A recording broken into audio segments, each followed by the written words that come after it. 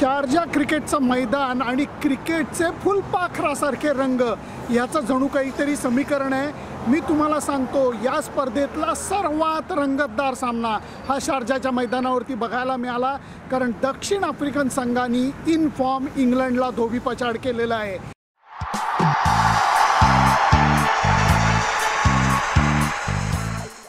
एका अर्थाने इंग्लंडनी उपांत्य फेरी गाठली आहे। दक्षिण आफ्रिकेने सामना जिंकून सुद्धा उपांत्य फेरी गाठलेली नाही आहे, परंतु ताठ मानेनं त्यांना मैदान सोडता आलं।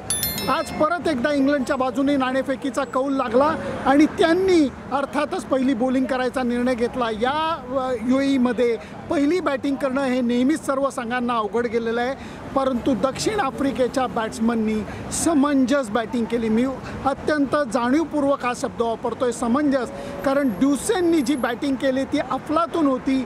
मोठे फटकेही त्यांनी मारले आणि त्याच्याबरोबर सावध बचावही केला आणि त्यामुळे दक्षिण आफ्रिकन संघाला मोठा स्कोर उभारणं शक्य झालं।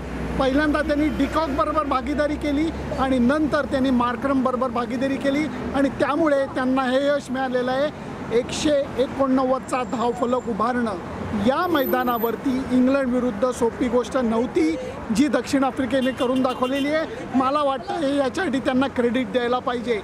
पाठलाग जेव्हा चालू झाला तेव्हा इंग्लंडच्या बॅट्समनच्या डोक्यात विविध विचार होते। इनफॉर्म जेसन रॉय आणि बटलर हे तलवारीसारखे हातात घेऊन आलेले होते आणि त्यांनी सुरुवातीपासून हल्लाबोल केलेला होता।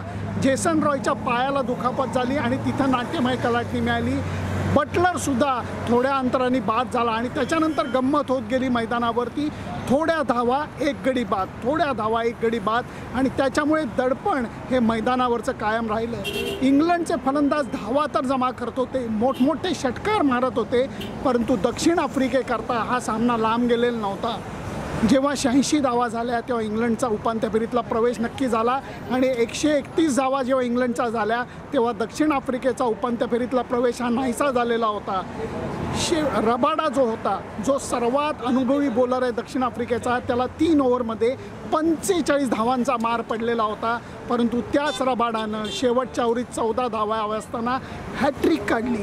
होय, हॅट्रिक काढली आणि संघाला 11 धावांचा विजय मिळवून दिला।